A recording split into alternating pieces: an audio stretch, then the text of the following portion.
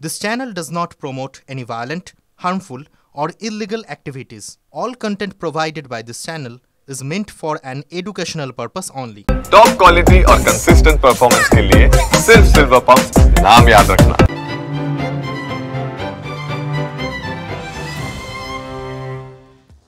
বিলেতে মুখ্যমন্ত্রীর সঙ্গে লন্ডনে যেমন রাজ্য প্রশাসনের শীর্ষস্তরের আমলারা গেছেন, তেমনি গেছেন শিল্পমহলের কর্তারাও।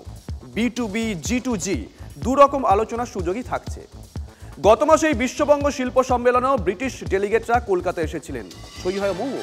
সব মিলিয়ে আমরা মুখ্যমন্ত্রীর এবারের লন্ডন সফরকে BGBS এর ফলো আপ বলতেই পারি। তবে শিল্প সম্মেলন, বাণিজ্য বৈঠক, লগ্নির খোঁজ এসব তো আমরা রোজই শুনি। মুখ্যমন্ত্রী এবার তার লন্ডন সফরে অক্সফোর্ডেও যাচ্ছেন।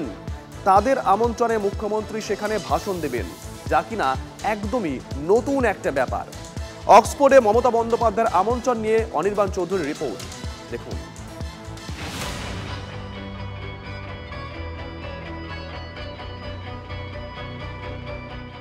এমন এক জায়গা যার অলিগলিতে ঘুরে বেড়ান একের পর এক নোবেল জয়ীরা। এমন এক প্রতিষ্ঠান যেখান থেকে জন্ম হয়েছে কত যে বিদ্বজনের তাঁর ইয়ত্তা নেই। জ্ঞান আর প্রজ্ঞা এখানে বাতাসে উড়ে বেড়ায়। দুনিয়ার প্রথম সারির শিক্ষা প্রতিষ্ঠানগুলোর কথা বলতে গিয়ে যদি একটা কোনো প্রতিষ্ঠানের নাম বলতে হয়, তাহলে যে নামটা আসবে তা হলো অক্সফোর্ড। ঠিক কবে থেকে ইউনিভার্সিটি অফ অক্সফোর্ডের পথ চলা শুরু তা নিয়ে নানা রকম মত আছে। আনুমানিক 1096 সাল থেকে এখানে জ্ঞান চর্চা শুরু বলে মনে করা হয়। শুধু জ্ঞান চর্চাই নয়, ইউরোপের সবচেয়ে পুরনো আর সবচেয়ে বড় অক্সফোর্ডের বোদলেয়ান লাইব্রেরি, বিশ্ববিদ্যালয়ের হিস্টোরিক আর্কিটেকচার, দুনিয়া জুড়ে চর্চিত অক্সফোর্ড ইউনিয়নের ডিবেট, সব মিলিয়ে সারা বিশ্বে একাডেমিক এক্সিলেন্সের সিম্বল হল অক্সফোর্ড।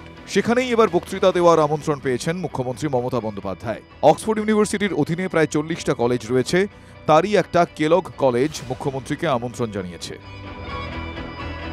আগামী বৃহস্পতিবার 27শে মার্চ অক্সফোর্ড বিশ্ববিদ্যালয়ের কেলগ কলেজে ভাষণ দেবেন মুখ্যমন্ত্রী। অংশ নেবেন আলাপচারিতায়। প্রশাসন, উন্নয়ন ও জনকল্যাণের লক্ষ্যে বাংলায় সরকার চালানোর অভিজ্ঞতা অক্সফোর্ডকে বলবেন মমতা বন্দ্যোপাধ্যায়। কেলগ কলেজের প্রেসিডেন্ট ও অক্সফোর্ড ইউনিভার্সিটির প্রো ভিসি প্রফেসর জোনাথন মিশি এবার কলকাতায় শিল্প সম্মেলনে এসেছিলেন। তাঁর আমন্ত্রণেই অক্সফোর্ডে মমতা বন্দ্যোপাধ্যায়ের ভাষণের আয়োজন করা হয়েছে। প্রশাসক হিসেবে মমতা বন্দ্যোপাধ্যায় নিজের অভিজ্ঞতার কথা তাঁর ভাষণে জানাবেন। এটাই ঠিক হলেও মুখ্যমন্ত্রী তাঁর ইচ্ছে মতো যে কোনো বিষয়ে বক্তব্য রাখতে পারেন বলে কেলগ কলেজ কর্তৃপক্ষ তাঁদের আমন্ত্রণপত্রে জানিয়েছে। 1990 সালে প্রতিষ্ঠিত কেলগ কলেজ অক্সফোর্ড ইউনিভার্সিটির অধীনে থাকা কলেজগুলোর মধ্যে বয়সে নবীন। অক্সফোর্ডের কলেজগুলোর মধ্যে ফুল টাইম, পার্ট টাইম মিলিয়ে কেলগ কলেজেই পড়ুয়াদের সংখ্যা সবচেয়ে বেশি। এই কলেজের অন্যতম বৈশিষ্ট্য হল যে এরা খেলাধুলো, পেশাগত শিক্ষা এবং সারা জীবন ধরে শিক্ষার ধারণার উপর জোর দেয়। কেলগ কলেজ কর্তৃপক্ষ মমতা বন্দ্যোপাধ্যায়ের ভাষণ অনলাইনে সম্প্রচারের ব্যবস্থা করেছে। ভাষণের পর মুখ্যমন্ত্রীর সঙ্গে শ্রোতাদের খোলামেলা আলোচনার সুযোগও থাকছে। লন্ডন থেকে ক্যামেরায় তুষার ঘটকের সঙ্গে অনির্বাণ চৌধুরীর রিপোর্ট, TV9 বাংলা। এদিকে বাণিজ্য সম্মেলনের পরদিনই ব্রিটিশ বণিকদের সঙ্গে আলাদা আলাদা বৈঠকে মুখ্যমন্ত্রীর প্রতিনিধিরা। সরকার ও বণিক মহলের সঙ্গে বৈঠকে উপস্থিত ছিলেন রাজ্যের মুখ্য সচিব মনোজ পান্ত, শিল্পোন্নয়ন দপ্তরের প্রধান সচিব বন্দনা যাদব প্রমুখ। ব্রিটেনের বণিক মহলের পক্ষ থেকে উপস্থিত ছিলেন বার্কলেসের সিইও স্টিভেন ফ্লাহার্টি, গ্যাব্রিটিসিটির chairman Martin Wright, Scottish life science অ্যাসোসিয়েশনের সিইও স্কট জনস্টোন, ভিসুভিয়াস গ্রুপের কর্ণধার হেনরি নোলেস। রাজ্য সরকার সূত্রে খবর, পৃথক পৃথক বৈঠকে প্রত্যেকে ইতিবাচক মনোভাব দেখিয়েছেন।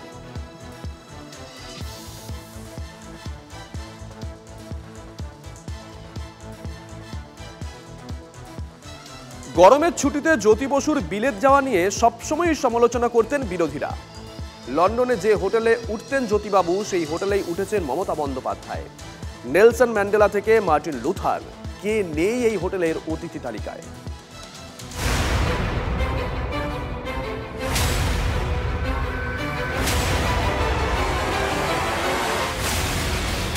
আমরা এখন আছি লন্ডনের তাজ গ্রুপের সেন্ট জেমস কোর্ট হোটেলে।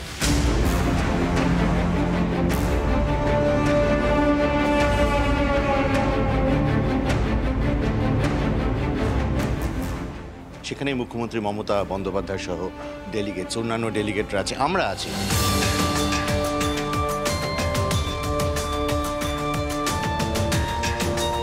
এর আগেও মমতা বন্দ্যোপাধ্যায় যখন লন্ডনে এসেছিলেন তখন তিনি এই সেন্ট জেমস কোর্ট হোটেলেই ওঠেন। হোটেল থেকে ঢিলছোড়া দূরত্বে বাকিংহাম প্যালেস আর ওয়েস্টমিনস্টার অ্যাবে। ফলে 100 বছরের পুরনো এই ঐতিহ্যবাহী হোটেলে বরাবরই হুজ হুদের পছন্দের থাকার জায়গা। এই হোটেলটা নিয়ে কেন বলছি আমি, কারণ এই হোটেলটার একটা ঐতিহাসিক ব্যাপার আছে। কেননা এই হোটেলে কারা থেকেছে জানেন? Martin Luther king, Nelson Mandela এবং লেডি ডায়নাও শুনেছি থেকেছে। আমাদের পশ্চিমবঙ্গবাসীর কাছে খুব এক্সাইটিং খবর পেলাম এক্ষুনি যে এখানে জ্যোতিবাবু যখন লন্ডনে আসতেন, আপনারা জানেন যে জ্যোতিবাবু দীর্ঘদিন লন্ডনে ছিলেন, লন্ডনে রেগুলার যাতায়াত ছিল।